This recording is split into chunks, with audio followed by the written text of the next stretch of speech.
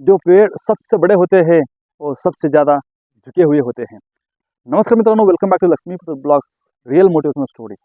एक छोट्याशा गावात मध्यमवर्गीय कुटुंबात जन्मलेला आई वडील आणि 3 भावंडे सोबत असून मोठी झेप मोठी ध्येय बाळगून एक छोट्याशा गावातील विद्यार्थी बिलियनियर कसा झाला ते आपण आजच्या व्हिडिओमध्ये पाहणार आहोत। खेड्यागावात मोठे मोठे कॉलेज नसतात, शाळा नसतात, भरपूर लोकांची शाळा आणि कॉलेज हे जास्तीत जास्त गावाकडे झालेले असते। जसं आपलं प्रायमरी आणि हायस्कूल गावातच झालेलं असते, तसंच ह्या पण बिलियनियरचा पण शाळा आणि हायस्कूल त्याच्या स्वतःच्या गावात झाला। आणि कॉलेजसाठी त्यांनी दिल्लीसारख्या मोठ्या शहरात जाण्याचं ठरवलं, कारण यंग तरुण काय तर नवीन करण्याची जिद्द उमेद त्याच्यामध्ये होती।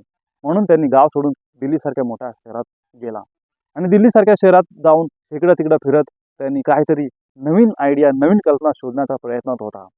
तो दररोज कॉलेजला जाऊ लागला। त्याचं मन त्याला बोलू लागला, college is not for you, college is not your cup of T, म्हणजे कॉलेज तुझ्यासाठी नाही आहे, तुला काहीतरी नवीन करायचे आहे।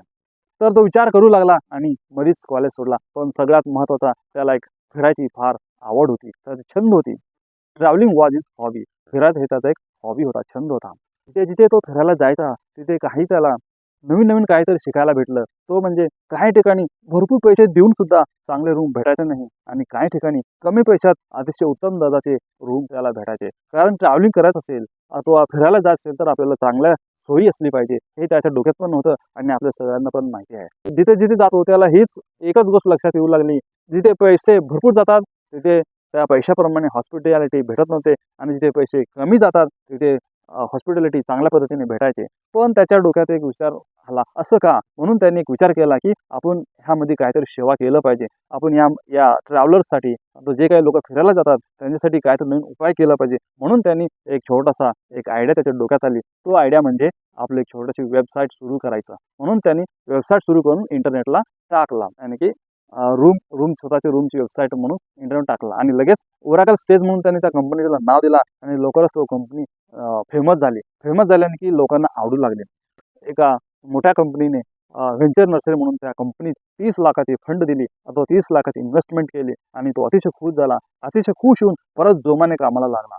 अतिशय डीप विचार करू लागला आणि नवीन काहीतरी शोधायचा प्रयत्न केला। पण त्याच्या त्या डीप नॉलेजमध्ये अथवा त्या डीप अभ्यासात त्यांनी करायचं ते मागं राहिलं आणि त्याची कंपनी बंद पडली। कंपनी बंद पडली हे त्याला दुःख झाला नाही, तो निराश झाला नाही, खचला नाही, परत जोमाने उठला आणि परत जोशाने 2012 मध्ये जो ओराकल स्टेज बंद पडली, 2013 मध्ये तुमची स्वतःची रूम म्हणून नवीन कंपनी सुरुवात केली। त्या कंपनीचं नाव त्यांनी इंग्लिशमध्ये OYO असे ठेवलं।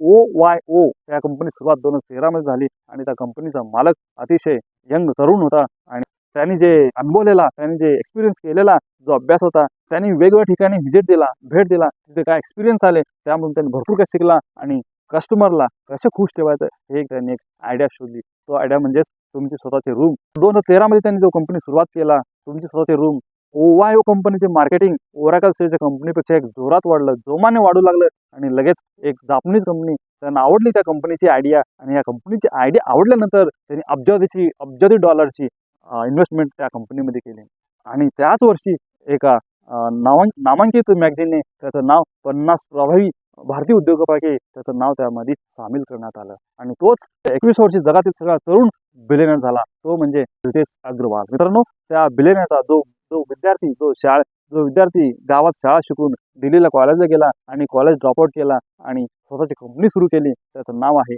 रितेश अग्रवाल। मित्रांनो, एका गावातील गरीब बापाचा मुलगा एक बिलियनियर झाला, ह्याच्यापेक्षा मोठा खुश त्यांच्या आईवडिलांना काय असू शकतं? तर मित्रांनो, अशाच पद्धतीने नवीन व्हिडिओसाठी माझ्या चॅनल लाईक आणि सबस्क्राईब करा। धन्यवाद।